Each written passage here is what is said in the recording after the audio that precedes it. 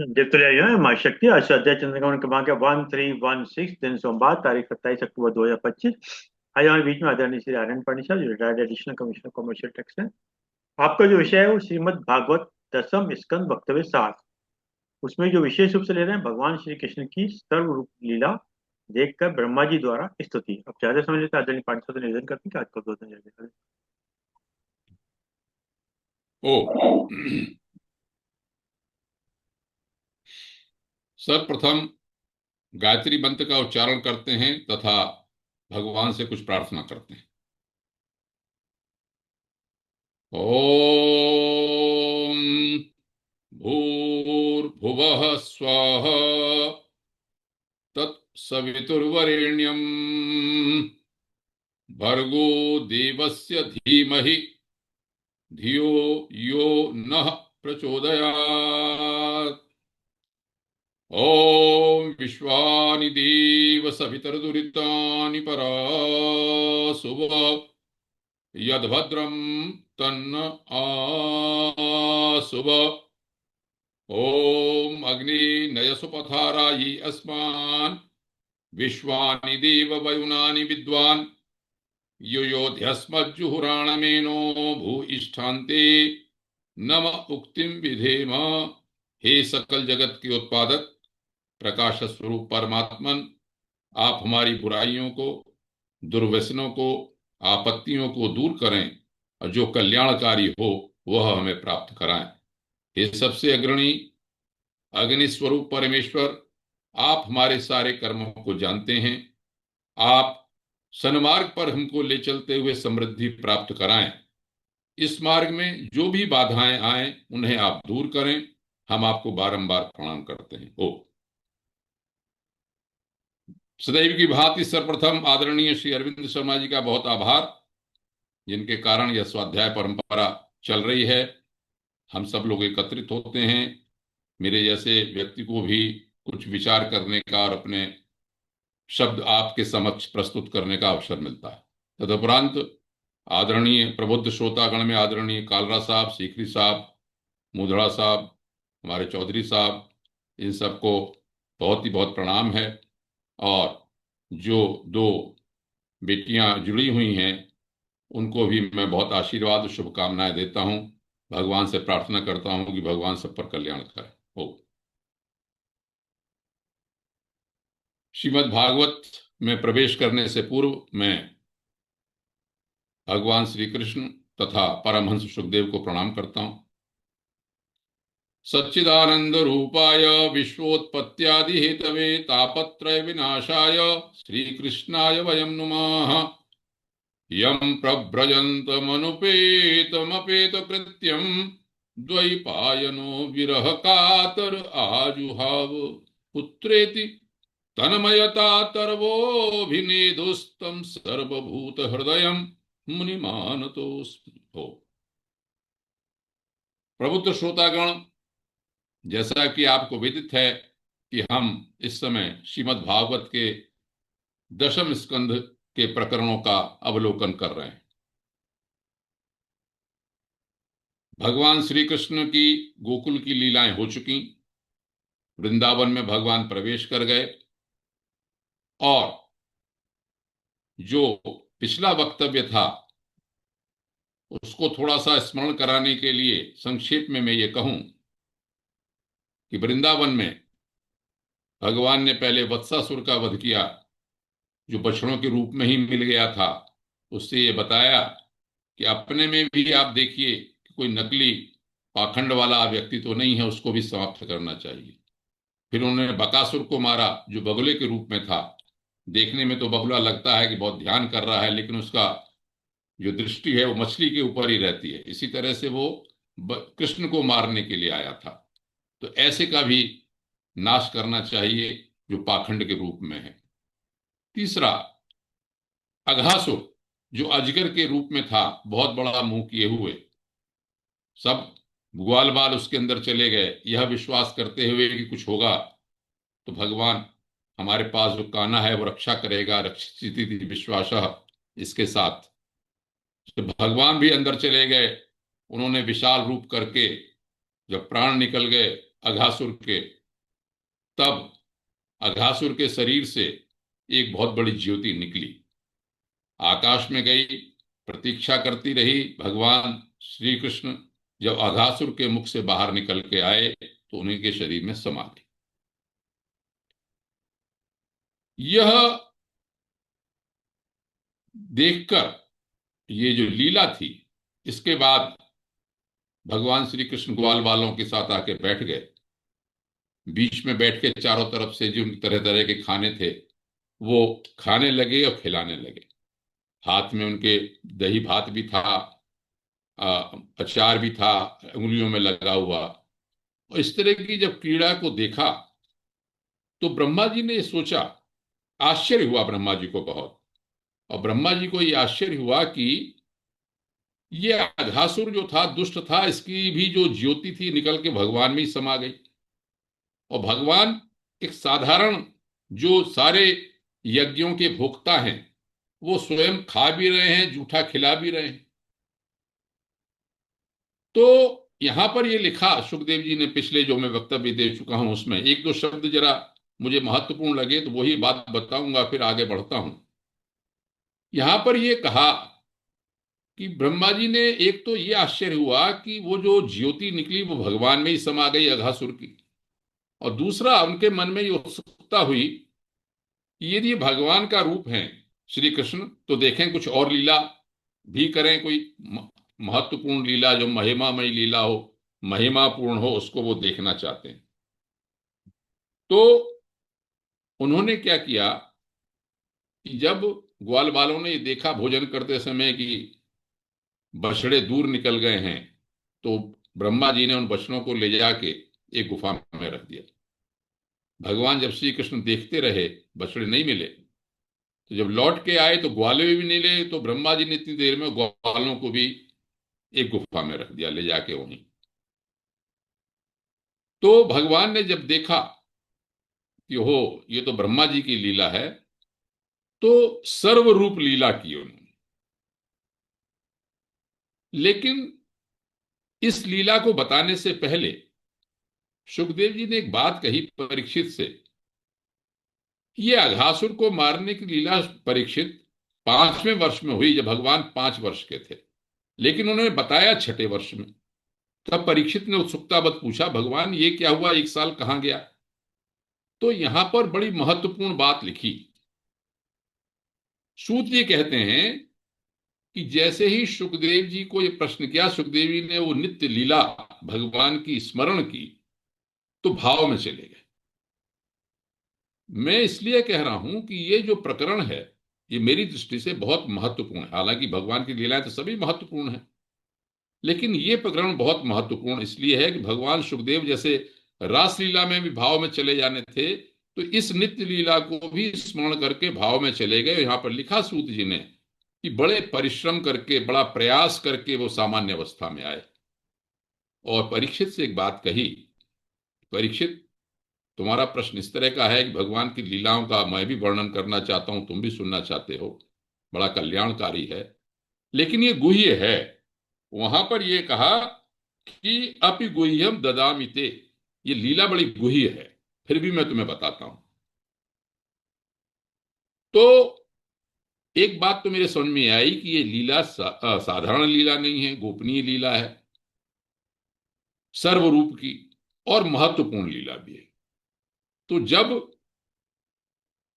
ब्रह्मा जी ने ये देखा कि अरे भाई, ये तो सारे के सारे बछड़े भी वही हैं और ग्वाले भी वही हैं, और तरह तरह का सब रूप धारण किया हुआ, जब ब्रह्मा जी ने देखा जाके कि वहां पर भी ग्वाले और बछड़े रखे हुए हैं गुफा में, और यहां पर भी ब्रज में भी सब हैं, फिर उन्होंने देखना चाहा। यहां पर लिखा है कि ज्ञान दृष्टि से जब उन्होंने देखना चाहा, तब वो पहचान नहीं सके कि इसमें असली कौन से हैं, नकली कौन से हैं। ये है असली बात। जो ब्रह्मा जी के मोह की बात है वो ये है, उसमें लिखा सत्या के कतरे नेति ज्ञातुम नेष्टे कथंचना, असली कौन है ये पहचान ही नहीं सके। तब ब्रह्मा जी ने ये कहा, वहां पर लिखा सुखदेव जी ने कि जो माया से, माया का अधिपति है कृष्ण भगवान, उसको ये मोहित करने चले थे, स्वयं ही मोहित हो गए, माया में हो गए। और इतना ही नहीं, भगवान ने इतना ही नहीं किया, अचानक ही जब ब्रह्मा जी ने देखना चाहा तो हर चीज में चतुर्भुज भगवान दिखाई पड़ने लगे। यह है सर्वरूप। जितने बांसुरी, पत्ते, छींके, ग्वाल, बाल, जो कुछ भी था, जितने रूप थे, जैसे थे, सब में भगवान श्री कृष्ण चतुर्भुज उनको दिखाई पड़ने लगे। और इतना ही नहीं, ब्रह्मा जी जब देख रहे थे, उन्होंने देखा कि उन जैसे कितने ही ब्रह्मा उनकी उपासना कर रहे हैं। कि एक ही ब्रह्मांड नहीं है, एक ही ब्रह्मा नहीं है, अनेकों ब्रह्मांड हैं, और सब लोग उनकी उपासना कर रहे हैं, जितने देवता हैं सबके सब। तब उनको कहा, ओहो, तब इनकी समझ में आया कि ये तो लीला इनकी है, भगवान की लीला है। एक महत्वपूर्ण बात यहां पर लिखी, जिस पर मैंने विचार किया, जो मेरे मन में अटकी। यहां पर लिखा कि सर्वम विष्णुमयम। ये तो मैंने पिछली बार बताया था कि सर्व कुछ विष्णुमय हो गया, लेकिन यहां पर सुखदेव जी कहते हैं कि गिरोंग वदजह सर्वस्वरूपो बभौ। बस ये महत्वपूर्ण बात है मुझे जो लगी, ज्ञान की दृष्टि से, समझने की दृष्टि से, कि जैसे जितनी भी वेद वाणी है वो मूर्तिमती होकर प्रकट हो गई हो। कहने का अर्थ क्या, साधारण भाषा में मैं कहूं, ये जो भगवान लीला कर रहे हैं, ये वेदों में जो कुछ बात कही गई उसे साक्षात करके दिखा रहे हैं। मतलब वेदों के मंत्रों में जो बात कही, वेदों की ऋचाओं ने जो बात कही, भगवान परमात्मा के बारे में जो कुछ कहा, उसको साक्षात करके दिखाया। कैसे? बड़ा प्रसिद्ध मंत्र है यजुर्वेद का, जिसे ईशावास्य उपनिषद का पहला मंत्र कहते हैं, ईशावास्यम इदम सर्वम यत् किंचित जगत्याम जगत।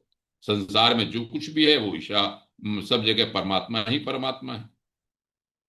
और मुंडक उपनिषद और उपनिषदों में तो बहुत कहा गया कि जैसे एक ही प्राणी है, रूपम रूपम प्रतिरूपो भविष्य, एक ही परमात्मा है, तरह तरह के रूप में हो जाता है। एक जगह कहा श्वेताश्वतर उपनिषद में कि एको देवः सर्वभूतेषु गूढ़ः। एक ही देव है, सब सब प्राणियों में व्याप है, सर्वव्यापी, सर्वभूतांतरात्मा, सर्वव्यापी है, सबके अंदर व्याप्त है। इस तरह की जब बात कही, आज अचानक क्या हुआ, जब मैं यजुर्वेद का स्वाध्याय कर रहा था तो 32वां अध्याय प्रारंभ हुआ। और 32वें अध्याय के शुरू के 12 मंत्रों में जो ऋषि है वो स्वयंभू ब्रह्म है। देखिए आप, मतलब मुझे अपने भाव बनाने के लिए, इसे जोड़ने के लिए ऐसी प्रेरणा सी मिली बताने के लिए कि वहां पर जो ऋचा बनाने वाला है ऋषि, वो ब्रह्म, स्वयं ब्रह्म है, स्वयंभू, जो प्रकट होने वाला, जैसे ब्रह्मा प्रकट हुए हैं। और किसके बारे में कह रहे हैं? देवता जो है वहां पर, कहीं परमात्मा है, कहीं परमेश्वर है, कहीं आत्मा है। कहने का अर्थ यह कि जो स्वयं प्रकट हुआ ब्रह्मा है, वो भी आत्मा, परमात्मा, परमेश्वर के बारे में उन मंत्रों में बता रहा है।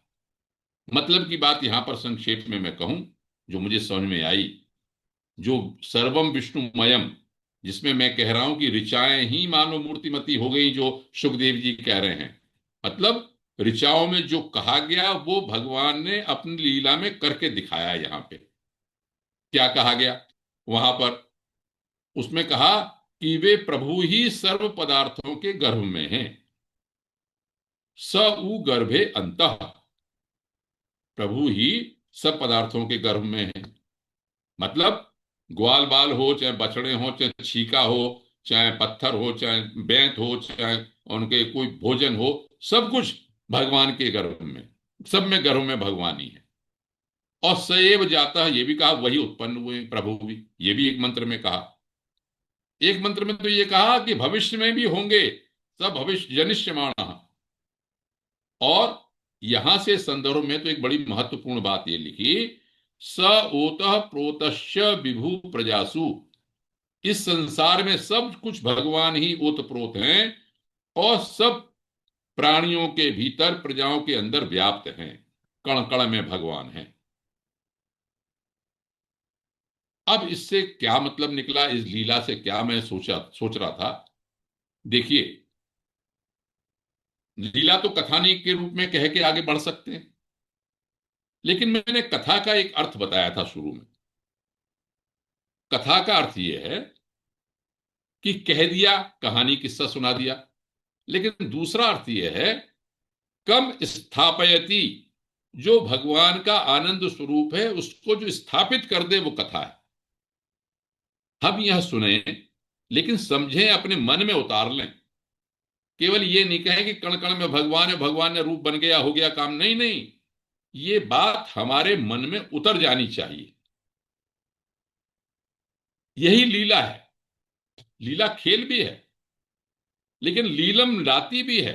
लीनम लाती का मतलब भगवान में जो लीन कर देता, वो लीला है। तो चाहे कथा है, चाहे वो लीला है, मेरा अपने मन में विचार यही आया कि ये केवल कहानी किस्से मात्र नहीं है, सोद्देश्य है। और अपने विवेक से परमात्मा के रूप को समझकर, सर्वरूप समझ लिया, अपना विवेक लगाया, और परमात्मा के रूप को समझकर उसको धारण करना ही उद्देश्य है। मैं जो 32वां अध्याय के मंत्र बता रहा हूं, वह लिखा है उसमें कि एक तो तद अपश्यत, देखा, हमने कथाओं में देखा, ब्रह्मा जी ने भी देखा। लेकिन उसके साथ लिखा तद अभवत, वो जीव जो है परमात्मा के रूप में हो जाए। जब वो जान जाता है जीव की मैं अपना अंश, मेरा जो अंशी जो है परमात्मा है, तो उस रूप में ही हो जाना चाहिए, तदासीत, वही हो जाए। ये भी लिखा वेद में। तो चाहे साधक है, चाहे मनुष्य है, चाहे जीवात्मा है, चाहे वो भक्त है, कोई भी लीला, कोई भी प्रकरण जब देता है, देखे तो वैसा ही अपने इष्ट जैसा ही हो जाए, प्रभु जैसा ही हो जाए, परम जीव जीवात्मा जो है परमात्मा के रूप में हो जाए। यही इसका उद्देश्य पूरा पूरा लगता है। अब जब ये सारी लीला देखी, जो आज का प्रकरण है वो है महत्वपूर्ण ब्रह्मा जी की स्तुति। ब्रह्मा जी ने देखा कि अरे ये तो परमात्मा ही है। वो समझ गए, सब कुछ समझ गए, सब देखा हुआ। अब वो हाथ जोड़ के खड़े, परमात्मा झुक गए। यहां से ब्रह्मा जी की स्तुति प्रारंभ होती है। ये श्रीमद् भागवत के दशम स्कंद का 14वां अध्याय है, चतुर्दश अध्याय। बड़ा महत्वपूर्ण है। 40 श्लोकों में ब्रह्मा जी ने स्तुति की है भगवान की। अद्भुत रूप है, अद्भुत लीला है, अद्भुत स्तुति है।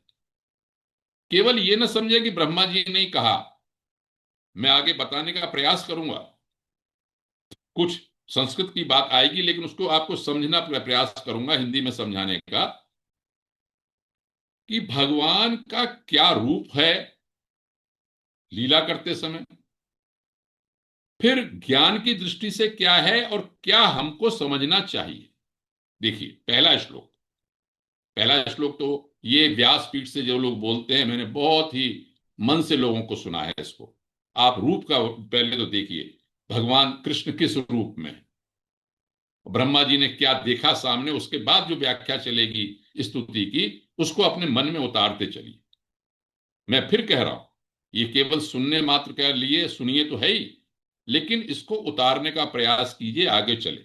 भगवान को यदि आप साक्षात अनुभव कर पा रहे हैं, जैसा ब्रह्मा जी ने देखा, उसको आप भी देखिए। पहले श्लोक में, पहला श्लोक क्या है, मैं संस्कृत में बोलता हूं, फिर बाद में प्राय 3-4 श्लोक संस्कृत में बोलूंगा बीच बीच में, फिर मैं हिंदी में ही बताने का प्रयास करूंगा। स्तुति करते हैं भगवान, कहते ब्रह्मा जी कहते हैं भगवान का रूप देख रहे हैं, भगवान कैसे हैं। मैं हिंदी में बताता हूं पहले, फिर संस्कृत में बोलता हूं। भगवान देखिए 6 साल के, 5 और 6 के बीच में थे, तो 6, 5 के खत्म होके 6 साल के होने हैं। तो 6 साल के बालक का आप ध्यान करो। और कैसे हैं भगवान, सिर पे उनके मोर मुकुट है।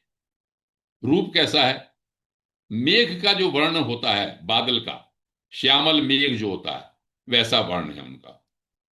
और उनके ऊपर पीतांबर रखा हुआ है, पीला कपड़ा लगा हुआ है। यहां पर उपमा देते हैं जैसे मेघ के बीच में बिजली चमक रही हो, इस तरह का शोभा पाता है। और गले में क्या है, जो मूंगा होता है ना, घुंघशी, जिसे जंगल में जो होते हैं घुंघशी जो होता है मूंगा, उसकी माला पड़ी हुई है। कानों में कुंडल हैं, मकर आकृति के कुंडल हैं, और गले में वनमाला है। वनमाला किसे कहते हैं? 5 फूलों की जो माला होती है उसे वनमाला बोलते हैं। कौन कौन से फूल हैं? तुलसी, कुंद, मंदार, पारिजात और कमल। इन 5 फूलों की जो माला को वनमाला बोलते हैं। और एक हथेली नन्ही सी जो है, उसमें दही भात का कौर ले रखा है। और दूसरे हाथ में उन्होंने अपनी बंसी पकड़ रखी है। और कमर में जो फेंट लगाई हुई है, उसमें सींग जो है, वो सींग जो बजाते हैं भगवान, वो लगाया हुआ है। और बगल में बेंत रखा हुआ है। इतना सुंदर रूप है भगवान का। इस भगवान की छवि को आप ध्यान में रखें। बांसुरी लगा के फिर उस श्लोक को कह के, इस रूप को कह के उन्होंने कहा कि आपका यह रूप स्तुति करने योग्य है, मैं नमस्कार करता हूं। श्लोक बड़ा सुंदर है, ये अवश्य सुनना चाहिए संस्कृत में। नौमीड्यते ब्रवपुषे तडिदंबराय गुंजावतंस परिपिच्छल सन्मुखाय वन्यस्रजे कवलवेत्र विषाण वेणु लक्ष्म श्रिये मृदुपदे पशुपांगजाय। भगवान का एक यहां पर नाम दिया, पशुपांगज, पशुओं को पालन करने वाला। आध्यात्मिक दृष्टि से हम सब पशु हैं। जितने जीव फंसे हुए हैं संसार में, सब पशु हैं, सारे के जीव। पशु का अर्थ जानवर भी है, पशु का अर्थ वासना में फंसा हुआ जीव भी है। इन सब की रक्षा, हमारी सबकी रक्षा पालन करने वाले भगवान हैं। और यहां पर क्या कहा? यहां पर 4 चीजें हैं भगवान के पास इस समय। कवल मतलब दही भात का कौर हाथ में रखा हुआ है, जो खा रहे थे वो। और बेंत, सींग और वेणु। व्यास लोग ये कहते हैं कि भगवान जो असली विष्णु का जो रूप था, शंख चक्र गदा पद्म, जो 4 हथियार थे उनके, जो वो उसको छोड़ के यहां पर 4 ये इन्होंने धारण कर रखे हैं। कवल, वेत्र, विषाण, वेणु, इन्होंने यहां पर। और जो कमर में फेंट बांध रखा है, कमर को कस रखा है। एक और बड़े आश्चर्य की बात थोड़ी सी बता के चलता हूं मैं। वेद कैसे बीच में आ जाते हैं? अथर्ववेद में, ऋग्वेद में 10वें मंडल का 169वां सूक्त है। उसमें जो देवता है वो गाय हैं, भगवान गाय चरा रहे हैं। आपको अगर 4 मंत्र हैं उसके अंदर, लेकिन उसका जो ऋषि है वो है वहां पर शबरह काक्षीवतः। जब मैंने उसको पढ़ा अर्थ को, तो मुझे यही भगवान का कमर में फेंटा हुआ याद आ गया। क्या अर्थ होता है? शबरह का अर्थ होता है वन में विहार करने वाला। यहां भगवान श्री कृष्ण वन में विहार करने वाले हैं। और काक्षीवतः का अर्थ होता है कमर कसे हुए। तो भगवान का यहाँ रूप वन में विहार करने वाला भी है, और कमर में कसे हुए भी, फेंट को कसे हुए हैं। और कौन किनको चरा रहे हैं? गायों को चरा रहे हैं। वेद से भी मिलता जुलता है। हाथ में भात का कौर और गायें, उनकी रक्षा करना, तीनों चीजें हुई यहां पे। वृक्षणों की रक्षा भी की, हाथ में भात भी है, और रक्ष की रक्षा भी कर रहे हैं। बिल्कुल यही बात अथर्ववेद के 20/136/71 मंत्र में कही। हिंदी में मैं बताता हूं। इसका अर्थ यह है कि मोटा अर्थ करेंगे तो गायों की रक्षा कर। जो शक्ति है वो कह रही कि गायों की रक्षा कर, इनके संग में रह, भात खिला, खा और खिला। आध्यात्मिक अर्थ इसका वहां पर यह भी लिखा हुआ है कि सिद्ध गाय माने सिद्ध जीवों की रक्षा कर, जगत की सृष्टि कर। और भात क्या है?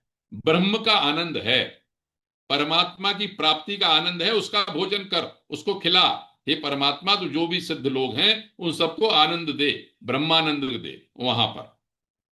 तो ऐसा सुंदर रूप देखकर ब्रह्मा जी ने प्रणाम किया। इस छवि को अपने मन में बनाए रखें। अब स्तुति शुरू होती है। तो जैसे मैंने बहुत स्तुति आपको बताई हैं, भीष्म की स्तुति से लेके वृत्रासुर हो, ब्रह्म, चाहे ध्रुव हो, चाहे प्रहलाद जी हो, कितने भी लोग हैं, चाहे कपिल जी हो, अनेकों स्तुतियां, उन सब में पहले भगवान, इसमें सुखदेव जी का ये भागवत का पैटर्न है कि पहले संगति सत्संगति की बात करेंगे, ज्ञान की बात करेंगे, फिर भक्ति की बात करेंगे। यहां पर क्या कहते हैं ब्रह्मा जी आगे, कि आपका ये साक्षात रूप जो है वो कृपा प्रसाद है।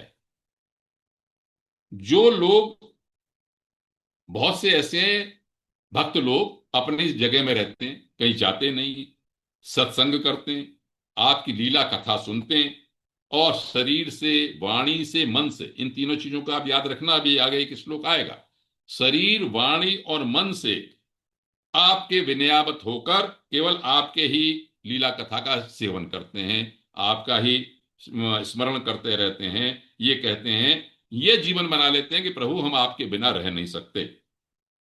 पता है क्या होता है, आप अजित हैं, आपको कोई जीत नहीं सकता, लेकिन फिर भी वो भक्त आपको जीत लेते हैं। ये ब्रह्मा जी यहां पर कह रहे हैं। तो भगवान के बारे में सोचें, भगवान की शरण में रहें, भगवान का करें, तो भगवान आपके बस में हो जाते हैं भक्तों के। यहां पर लिखा है, तो यहां पर कहा कि आपकी भक्ति जो है सब कल्याण का मूल स्रोत है। मुझे याद आया कि जब मैं भागवत शुरू कर रहा था, तो शौनक जी ने, शौनकादि ऋषियों ने सूत जी से पूछा, किम श्रेय, कल्याण क्या है? तो लिखा श्रेय श्रुतिम, यो भक्ति जो है वो कल्याणकारी श्रेय है इसका। और यहां पर कहा कि देखिए, ब्रह्मा जी कह रहे हैं कि हे अच्युत, बहुत से योगी हो गए, बहुत प्रयास किया, और अंत में क्या, उन्होंने सारे कर्म आपको समर्पित कर दिए, और भक्ति के ही भाव से आपको प्राप्त किया, और सुगमता से प्राप्त करके परम पद की प्राप्ति कर ली। यहां पर योग इत्यादि और ज्ञान के बारे में कुछ बात कहते हैं, देखो समझो। इसमें ये नहीं कह रहे कि वो हीन रास्ता है, लेकिन ये कह रहे हैं कठिन है। क्या कह रहे हैं कि या तो भाई आपको सगुण निर्गुण दोनों रूपों का आप जान लें, और इंद्रियों का प्रत्याहार, जैसे अष्टांग योग है, यम नियम आसन प्राणायाम प्रत्याहार धारणा ध्यान समाधि वाले रास्ते में जाए, या आप ये कहें कि मैं ब्रह्म हूं, ब्रह्म के अलावा कुछ नहीं। दोनों बातें हैं, इससे आप साक्षात्कार करें प्रारंभ। लेकिन ये कहा ब्रह्मा जी इनके माध्यम से इस स्तुति में, कि केवल मैं ये कहूं कि अहम ब्रह्मास्मि तत्वमसि सर्वम खलु इदम ब्रह्म, जब तक नहीं हो जाते, तब तक केवल उक्ति मात्र से, अहम ब्रह्मास्मि सर्वम खलु इदम ब्रह्म तत्वमसि कहने से कोई मुक्ति नहीं होने वाली है। तो उन्होंने कहा ये तो कठिन काम है थोड़ा सा साधारण लोगों के लिए। साधारण लोगों के लिए क्या कहा कि भाई, आप तो जो अवतार आपका हुआ है वो सबके कल्याण के लिए हुआ। वहां पर पूछा था उन्होंने जी ने कि उनके अवतारों का प्रयोजन किया, तो अवतार का प्रयोजन है सबके कल्याण के लिए। तो केवल भक्ति से कैसे प्राप्त हो सकते हैं, अब एक फार्मूला बताया यहां पर। ये श्लोक मुझे बहुत पसंद है, प्रैक्टिकल है, हम सब लोगों के लिए। तीन बातें कही इसमें, आप भी सुनिए क्या करना चाहिए। पहले तो भगवान की क्षण क्षण अनुकंपा का अनुभव करना चाहिए। पहली बात, कृपा का अनुभव करें। ब्रह्मा जी कह रहे हैं भगवान आपकी कृपा का क्षण क्षण अनुभव होना चाहिए। हम सब, आप तो खैर सब ज्ञानी लोग हैं, बार बार उस बात को दोहराने से लाभ नहीं। आपका शरीर स्वस्थ है, आप सुनने लायक है, यही भगवान की कृपा है। सांस आ जा रही है, यही भगवान की कृपा है। हम सब सत्संग में बैठे हैं, भगवान की बात सुन रहे, ये तो और बड़ी कृपा है भगवान की। तो क्या हुआ, प्रतिक्षण आप उसका बैठे बैठे प्रतिक्षण भगवान की कृपा का अनुभव करें, थैंक यू बोलें, धन्यवाद दें उसको। और दूसरा, जो कुछ मिल रहा है आपको प्रारब्ध के अनुसार, उसको भोगते चले, निर्विकार मन से भोगते चले। गीता भी आ गई यहां पे, अनासक्ति भाव भी आ गया, निष्काम भाव भी आ गया। जैसे हमारे अरविंद जी कहते हैं, हरि कृपा हरि इच्छा, जैसे कहते हैं जो प्राप्त है वो पर्याप्त है। केवल कहने मात्र से नहीं, अरविंद जी ने तो उतार लिया है, बार बार कहें और उसे उतारें इसको अपने ऊपर, कि भगवान जो हरि, हरि इच्छा हरि कृपा। तो पहले कृपा उनकी, और जो कुछ मिल रहा है वो निर्विकार भाव से आप भोगें उसको। तीसरा उन्होंने क्या कहा कि हृदवाग मतलब हृदय से, वाणी से और शरीर से परमात्मा को समर्पित करता चले।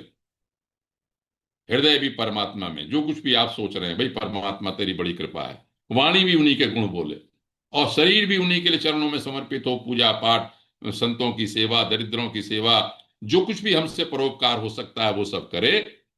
इस तरह से जो शरीर, जो पुरुष अपना जीवन व्यतीत करेगा वो परम पद का अधिकारी हो जाएगा। क्यों हो जाएगा? यहां पर ब्रह्मा जी ने बहुत अच्छी बात यह कही कि हम सब तो आपकी संतान हैं। संतान का तो आपके संपत्ति में, पिता की संपत्ति में स्वयं में भी भाग होता है उसका। नालायकी न हो जाए, भगवान निकाल ही न दे परमात्मा। जैसे ही आप थैंक यू कहेंगे पिताजी को, पिता की सेवा करेंगे, तो आप तो उसकी संपत्ति में स्वयं ही भागीदार हैं। केवल आपको समझने की बात है, थैंक यू बोलना है। तो ये श्लोक आप सुन लीजिए, मैंने हिंदी में इसलिए बता दिया कि कठिन न लगे, बहुत अच्छा श्लोक है। तत्तेनुकंपाम सुसमीक्षमाण भुंजान एवात्मकृतम विपाकम हृदवाग बपुर्भिर्विदधन नमस्ते जीवे तो यो मुक्ति पदे सदाय भाग। भगवान कृपा का अनुभव करो, जो कुछ मिल रहा है निर्विकार भाग से उसे प्रारब्ध का अपना सुख दुख भोगते चलो, और हृदय से, वाणी से, पुलकित शरीर से समर्पित रहो भगवान को, परम पद का अपने आप अधिकारी हो जाएगा। इस स्तुति में ब्रह्मा जी ने बहुत सरल रास्ता बता दिया यहां पर। अब फिर उन्होंने अपनी माया की बात कही।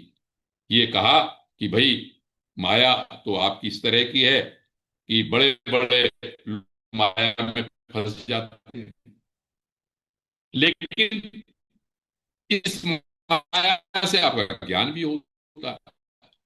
मैंने कई बार आपको पहले कई वक्तव्यों में कहा है कि माया क्या है, मां उसी माया कहते हैं, लेकिन एक और व्युत्पत्ति है माया, आपको भ्रम नहीं होगा। सही बात पकड़ेंगे, नीयते ज्ञायते अनेनेति माया। ये सब जो कुछ फैला हुआ है इससे भगवान का पता चलता है, परमात्म तत्व का पता चलता है, कोई परम सत्ता है इसका पता चलता है, इसलिए ये माया है। तो कहा कि देखो भाई, मैंने तो आपको टेस्ट करना चाहा कि आपके बछड़े उठा लिए और ये उठा लिए, ग्वाले भी उठा लिए, और मैं खुद ही फंस गया उस माया में। मुझे ये पता ही नहीं चला कि असली क्या है नकली क्या है, तो ये मेरा अपराध है, इसको आप क्षमा कर दो। फिर एक उदाहरण दिया कि माँ के गर्भ में बेटा पुत्र रहता है, संतान रहती है, वो उसको पैर भी मारता है तो माँ उसके कभी उसको कष्ट नहीं मानती, उसको आशीर्वाद ही देती रहती है, सब कुछ कहनी है। वो तो तत्व जो हैं वो नारायण ही कहलाए जाते हैं। विष्णु सहस्रनाम के अंत में एक और बात कही, उस श्लोक का हिंदी बता देता हूं मैं यहां, कि जितने ऋषि हैं, पितर हैं, देवता हैं, महाभूत हैं, जंगम अजंगम स्थावर जंगम जितने प्राणी हैं, वो सब नारायण से ही उत्पन्न हुए हैं।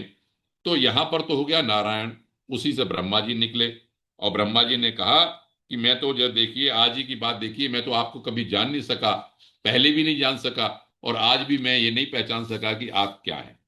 यहां पर अब सारे संसार में जिस तरह से व्याप्त है वो परम तत्व, स्तुति में ब्रह्मा जी ने उसका रूप बताया कि आप अजन्मा होकर भी जन्म लेते हैं, आप अपने रूप में अवतीर्ण इसलिए होते हैं दुष्टों को तो दंड देने के लिए आप आते हैं, और साधुओं की रक्षा कर, सत्पुरुषों पर अनुग्रह करने के लिए आते हैं। गीता में भी कहा ये इसी बात को, रक्षणाय च साधूनां विनाशाय च दुष्कृता। यहां पर ये बात इसका कहा, लेकिन आपको कोई जान नहीं सकता। परमात्मा की बात समझते रहें, बार बार हम कहते हैं स्तुतियों में, लेकिन इस बात को समझते रहें कि कोई जान नहीं सकता। आप परमानंद हैं, परम ज्ञान रूप हैं, अनंत हैं, ये सब बात उनकी करते हैं। अब एक दो शब्द के बारे में इन्होंने विशेषण दिए। ये कहा कि आप एक ही आत्मा है, पुरुष है और पुराण है। ये शब्द सत्यम ज्योति अनंतम आद्य, ये मुंडक उपनिषद में भी आया है, सत्यम ज्योति अनंतम ब्रह्म। लेकिन एक शब्द जो मुझे खींच रहा था इस समय बताने के लिए, वो है पुरुष। आप तो पुरुष के बारे में बहुत जानते हैं, पुरुष सूक्त को आपने सुना ही सुना है, ये भी सुना होगा पुरी शेते, जो इस संसार अपनी देह रूपी पुरी में जो रहता है वो भी पुरुष है, पुरुषेते, देह में जो रहता है। लेकिन एक अर्थ और मिला, ये मुझे नया लगा, इसलिए मैं आपके सामने रखता हूं। संस्कृत भाषा की ये एक अद्वितीय चीज है, संस्कृत भाषा का। क्या कहते हैं वहां पर लिखा कि पुनाति, पू से पुनाति माने पवित्र करता है, इस शरीर में रहता है, शरीर को पवित्र करता है। ऋणद्धि, ऋणद्धि कहते हैं आवृत्त किए हुए, घेरे हुए। और स्याति, स्याति कहते हैं इसका अंत भी करता है, इसलिए भी पुरुष है। पवित्र करता है, आवृत्त करता है वो तत्व इस शरीर को, और शरीर को अंत भी करता है, इसलिए भी पुरुष कहते हैं इसमें। गीता में जब विश्व रूप दर्शन कराया अर्जुन को, तो उसने स्तुति की है वहां, तुम आदि देव पुरुष पुराण, वहां पर भी पुरुष और पुराण कहा।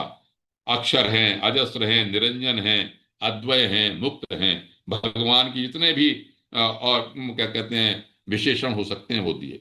वहां पर ये कहा कि आप गुरु के रूप में तत्व ज्ञान प्राप्त करके सब लोगों को देते हैं, गुरु भी आप ही हैं सबके सब।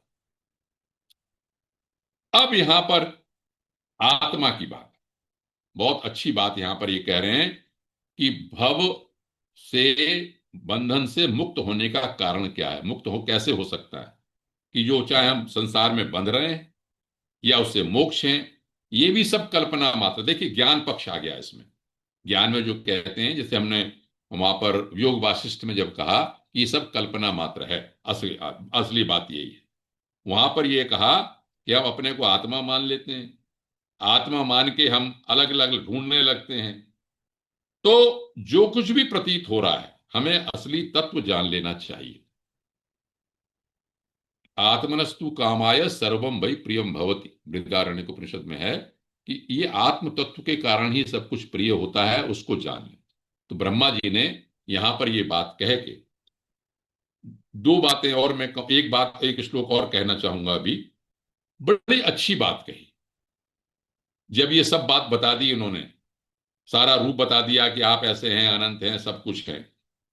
अब उद्धार कैसे हो, मांगा क्या ब्रह्मा जी ने? अंत में वही भक्ति वाली बात, भक्त वाली बात मांगी।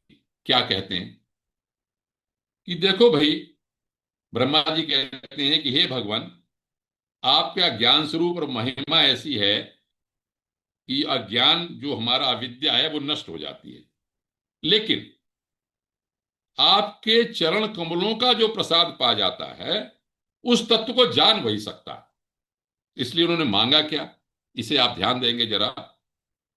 ये कहा कि देखो आप हे भगवान, चाहे इस जन्म में, ये ब्रह्मा जी कह रहे हैं, लेकिन मैं इसको अपने सबके लिए, आप सबके लिए, अपने सबके लिए मानता हूं कि देखिए क्या बात कही, आप इसको कहेंगे क्या। कहा कि इस जन्म में या दूसरे के जन्म में, कोई जन्म हमारा हो, मनुष्य हो न हो, तिर्यक योनि हो।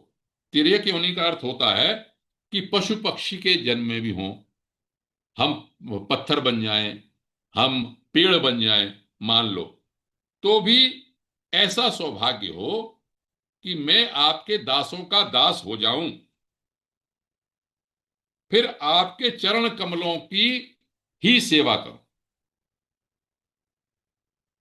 ब्रज की गोपियों का, ब्रज का उन्होंने बड़ी वो कहा कि ब्रज के बालों का बड़ा भाग्य है, उन गायों का बड़ा भाग्य है, उन गोपियों का बड़ा भाग्य है, माताओं का बड़ा भाग्य है कि आप स्वयं बछड़े बन गए, स्वयं बालक बन गए, और आपने उनका दूध पिया है वहां पे।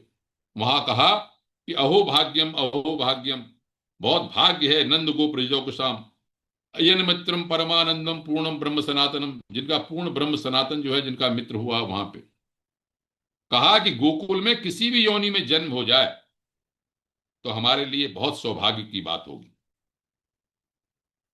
इसमें आप सबको आज का वक्तव्य समाप्त करने से पूर्व रसखान के एक पद को कह के मैं समाप्त करता हूं। इसमें थोड़ा सा रह गया है जरा सा, ये बहुत ही शानदार स्तुति है। रसखान ने क्या कहा, जो बात यहां पर कही ना, जब आप आगे सुनेंगे कि उद्धव जी को जब ये गोपियों के बारे में बहुत याद करते रहते थे भगवान श्री कृष्ण, तो उद्धव जी कहते थे आप उनके बारे में इतना क्यों याद करते हैं, तो उनका अच्छा जाओ, गोपियों के पास जाओ, आएगा प्रकरण वो आगे। तो वहां उद्धव जी ने भी यही कहा कि आशा महो रण जेरु येषम श्याम वृंदावने किमपि गुल्मलत औषधि नाम। उद्धव जी खुद कहते हैं वृंदावन में तो मैं कोई लता पता कुछ भी बन जाऊं, ठूंठ बन जाऊं, कुछ भी बन जाऊं। आजकल निधिवन तो हमारा साक्षात है। आज भी कहते हैं निधिवन में, वृंदावन में भगवान आते हैं, राधा जी के साथ विहार करते हैं। वो सब उन्हीं के साक्षात सखी सखाओं के रूप में रहते हैं जितने भी। तो गुल्म लशोधि नाम, अब मैं लता बन जाऊं, ये भी यहाँ पर ब्रह्मा जी अपनी स्तुति कहते हैं कि किसी ने प्रेमी के, भक्त का आपका प्रेमी होगी, उसके चरण कमल चरण रज मेरे ऊपर बन जाएगी। और रस खान ने क्या कहा, आप सबने पढ़ा होगा इसको, बहुत प्रसिद्ध पद है ये तो। मानुष हो तो वही रस खान, बसो ब्रज गोकुल गांव के ग्वारन। यदि मैं मनुष्य बन जाऊं तो मैं ब्रज की गोकुल में रहूं और गायों के बीच में रहूं। और जो पशु हो तो कहा बसु मेरो। और यदि मैं जानवर बन जाऊं, ब्रह्मा जी कह रहे हैं, रसखान जी भी कह रहे हैं, भगवान से कह रहे हैं एक तरह से, जो इस स्तुति में कहा वही रसखान को भी लगा। ऐसा लगता है कि रसखान ने इस पढ़ के श्रीमद् भागवत तभी ये सोचा होगा, कहा होगा कि जो पशु हो तो कहा बसु मेरो, चरो नित नंद की देनु मजारन। जो जानवर अगर मैं हो जाऊं तो नंद बाबा की धेनुओं के बीच में मैं चरने लगूं। और पाहन हो तो वही गिरि को, जो करियो छत्र पुरंदर धारण। अगर यदि मैं पत्थर हूं तो उसी गिरिराज भगवान का हूं। भगवान इंद्र के गर्व को दूर करने के लिए भगवान श्री कृष्ण ने जिसको धारण किया था। और जो खग हो तो बसेरो करो। यदि मैं पक्षी वगैरह बन जाऊं तो कहाँ रहूं? नित कालिंदी कूल कदम्ब की डारन। यमुना जी के किनारे जो कदम हैं पैदा, उनकी डाल पे बैठा रहूं। भगवान श्री कृष्ण आए, उनके मैं दर्शन करता रहूं। तो मैं दोबारा से इसी बात को कह के कि भगवान ऐसा कुछ करें कि मानुष हो तो वही रस खान, बसो ब्रज गोकुल गांव के ग्वारन। और जो पशु हो तो कहा बसु मेरो, चरो नित नंद की धैनु मजारन। पाहन हो तो वही गिरि को, जो करियो छत्र पुरंदर धारण। जो खग हो तो कहा बसु मेरो, करो नित नंद की। जो खग हो तो बसेरो करो, नित कालिंदी कूल कदम्ब की डारन। ब्रह्मा जी ने, जो रसखान ने कहा, वही स्तुति में ये कहा कि आप अनंत सब कुछ हैं, लेकिन भगवान को प्राप्त करने का तरीका बता दिया साधारण से रूप में, कि उनकी अनुकंपा का हम अनुभव करते रहें। जो कुछ हमारे प्रारब्ध कर्म है उसको हम निष्काम समभाव से, अनासक्त भाव से भोगते रहें। और हृदय से, वाणी से और शरीर से भगवान का ही स्मरण करें। निश्चित रूप से हम परम पद पा जाएंगे। अगर अगला कोई जन्म होता है, किसी न किसी तरह से भगवान के हम संपर्क में रहें, तो हमारा उद्धार हो जाएगा। ब्रह्मा जी की स्तुति में थोड़ा सा रह गया है, पर आगे मैं बताऊंगा। इसी को कहते हुए आज के वक्तव्य को समाप्त करते हैं। भगवान हम सब पे कृपा करें, उनकी छवि बनी रहे। चाहे हम ज्ञान मार्ग से जाएं, चाहे हम और किसी भी मार्ग को पकड़ें, लेकिन भगवान के चरण कमलों का प्रसाद पा जाए हमको किसी भी तरह से, भक्ति मार्ग से बहुत आसान है, तो हमारा सबका कल्याण होगा। ऐसा कह के मैं वक्तव्य समाप्त करता हूँ। बहुत बहुत धन्यवाद आदरणीय श्री आनंद पांडे साहब। सभी लोग अनम्यूट हैं, जिस किसी कोई जिज्ञासा कोई प्रश्न है तो आदरणीय पांडे साहब से पूछ सकते हैं। फिर बाद में दो शब्द हमारे आदरणीय प्रेम चौधरी साहब जो व्यासपीठ को धन्यवाद देंगे।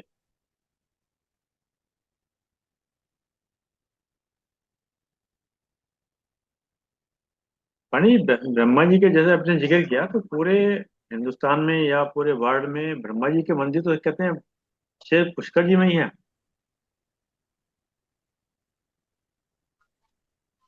ये प्रश्न पता नहीं क्यों बार बार लोग पूछते हैं। ये कई बार पूछा कि ब्रह्मा जी के मंदिर की संख्या बढ़ने से क्या तत्व बढ़ जाता है, घट जाता है, ये समझ में नहीं आता। उपासकों की बात है तो ब्रह्मा जी के कारण क्या घटता है, संख्या से क्या होता है? शिव की संख्या ज्यादा है कम है, इससे कोई फर्क नहीं पड़ता। अपनी जिज्ञासा मुख्य बात आती है, भाव की है। मतलब ऐसे जिज्ञासा सी पुष्कर बनती है जी में जैसे कहते हैं वहां पर है। लेकिन जो जितने भी हमारे वर प्राप्त करने वाले लोग हुए पहले के जमाने में, वो ब्रह्मा जी की उपासना करते थे, सबके सब उन्हीं से प्राप्त करते थे। समय काल के अनुसार सब बदलता रहता, मान्यता बात तो एक ही है, तत्व एक ही है, सभी वही कहते हैं, एक ही तत्व है।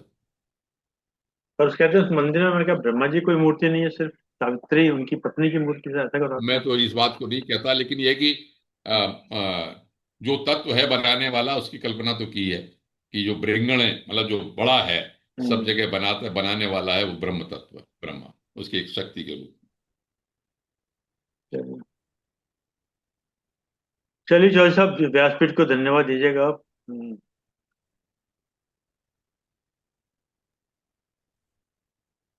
ठीक है साहब, कुछ आपको भी पूछना है क्या? धन्यवाद शर्मा जी। हाँ, हाँ, सीकरी साहब ने कालरा साहब पूछना चाहते थे। चलेगा काला साहब। और मुंद्रा साहब भी हैं। उनका कोई प्रश्न पता नहीं है, नहीं। मेरा कोई मुद्रा प्रश्न साहब नहीं तो है सर। हमें मेरा कोई प्रश्न। शुभकामनाएं दे देंगे, आशीर्वाद हमको।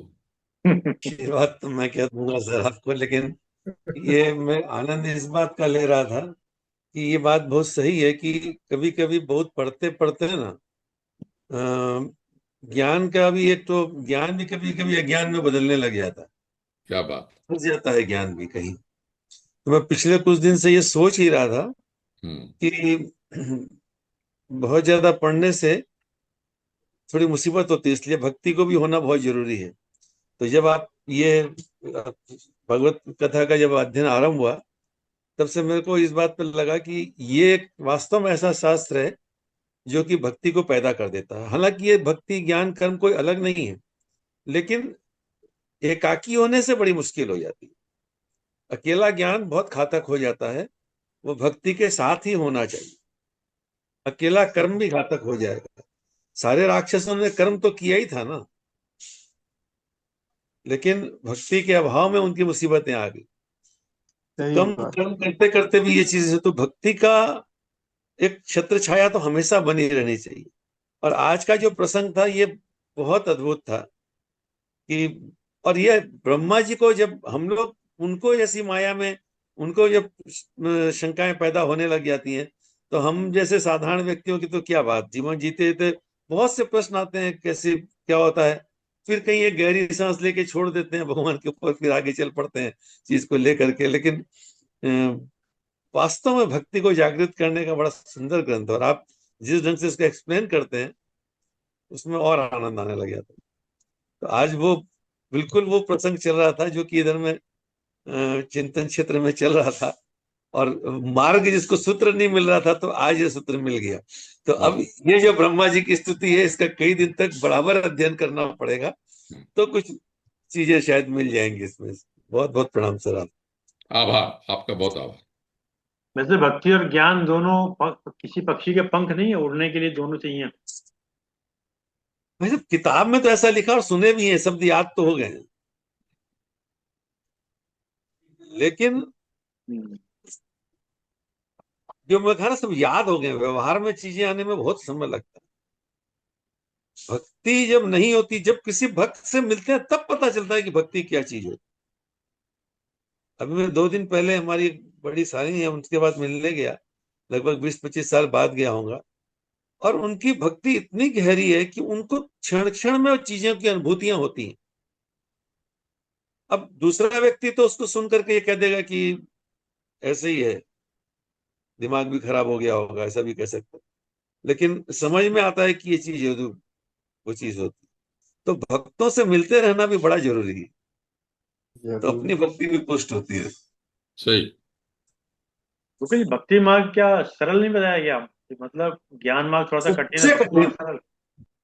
सबसे कठिन भक्ति मार्ग, सबसे कठिन है।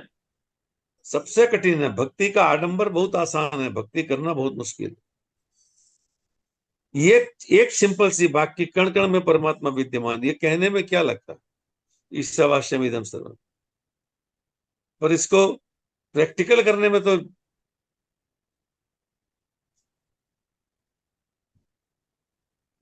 सही बात है। सही। चलिए जॉय साहब, व्यासपीठ को धन्यवाद दीजिएगा। धन्यवाद शर्मा जी। और धन्यवाद मुंद्रा साहब, आपने बहुत सिंपल तरीके से बता दिया। और हमारे पांडे साहब, व्यासपीठ को तो बहुत बहुत प्रणाम। आपने कई शंकाओं का समाधान किया और नए रूप में आपने ये बताया, जो ब्रह्मा जी को हम लोग ज्ञान का स्वरूप समझते हैं, वेद जिनके मुंह से निकला तो ज्ञान ही है। अब वो भी आखिर में माया में फंसे और उनको छुड़ाने के लिए फिर वही भक्ति भक्ति का सहारा लेना पड़ा, प्रार्थना करनी पड़ी। तो तब तब हम लोग जो सुनते हैं, हे कृष्ण गोविंद हरे मुरारे, हे नाथ नारायण वासुदेवा, और वो जब मन में खिल जाता है, जैसा मुद्रा साहब ने भी कहा कि भक्ति बहुत कठिन है। सच में भक्ति इसलिए कठिन है कि हम जो भी भक्ति में रहेगा, भक्त जो होगा, वो अपने आप को पूरा भुला देगा, यानी कि अपने आप को नील कर देगा, जीरो। समर्पण, पूरा समर्पण, समर्पण करने के लिए अपने को पूरा जीरो करना पड़ेगा कि हम कुछ नहीं है, बस वही है, हम तो बस वही हैं। मतलब अपने आप को पूरा खत्म। और वो खत्म करना बहुत मुश्किल काम है। हम लोग तो, जैसे कालरा साहब ने परसों एक बताया था, प्रकृति और पुरुष की बात बताई, कपिल मुनि की बात, कि वो तो भगवान को मानते ही नहीं थे। लेकिन हमको लगता है कि वो भी अंदर से कहीं ना कहीं भक्ति को मानते होंगे, तभी तो बाद में उन्होंने भी क्या कहा, उद्धार करने के लिए भाई जाओ गंगा को लाओ, गंगा को लाओ।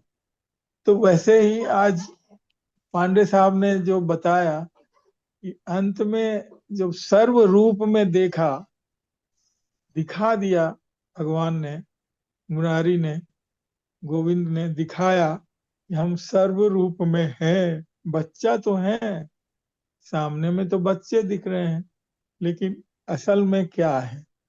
चतुर्भुज रूप में गायों में भी दिखाया, गोपों में भी दिखाया। जो चरा रहे थे गोप, वो नए जो बना दिए नए रूप में। यानी आज हम आर्टिफिशियल इंटेलिजेंस की बात जो करते हैं, एक तरह से समझिए कि वही चीज दिखा दिया। बहुत बढ़िया। तो भगवान ने वो स्वयं अपना ब्रह्मा मोहित हो आर्टिफिशियल गए। आर्टिफिशियल इंटेलिजेंस करके उन ब्रह्मा जी को भी मोहित कर दिया। लो, आप सृष्टि करते हो, आर्टिफिशियली इंटेलिजेंट है, जो दिखा दिया आपको। तो वो चीज सच में आज पांडित जी ने आज नए रूप में भागवत को बताया।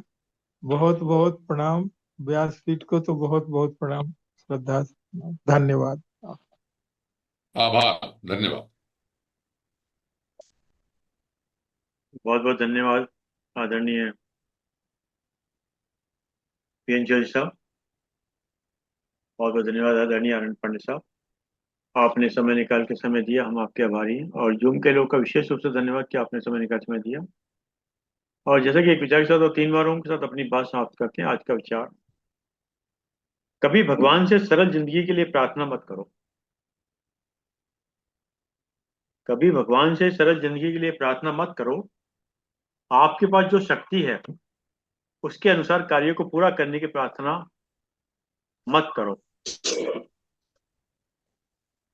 प्रार्थना इस बात की करो कि आपको क्षमता व शक्ति प्रदान करें कि जो कार्य, जो दायित्व आपको सौंपा है वो पूरा हो सके। सुंदर। प्रार्थना इस बात की करो जो कार्य, जो दायित्व आपको सौंपा गया है वो पूरा हो सके। आइए 3 बार हम करते रहते हैं। ओम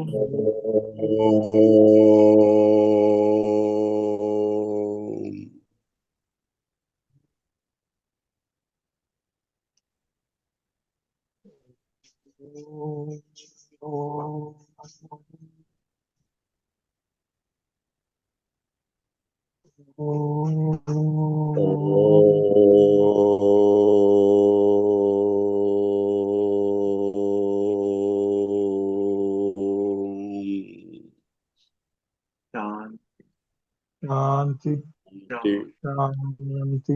शांति शांति। शांति। अधिक प्रणाम।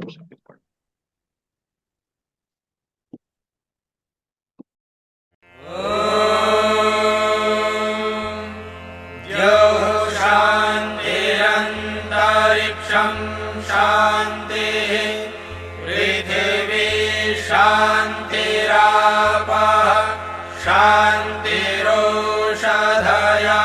शान्तिः वनस्पतयः शान्तिर्विश्वे देवाः शान्तिर्ब्रह्म शान्तिः सर्वं शान्तिः शान्तिरेव शान्तिः सा मा शान्तिरेधि। ॐ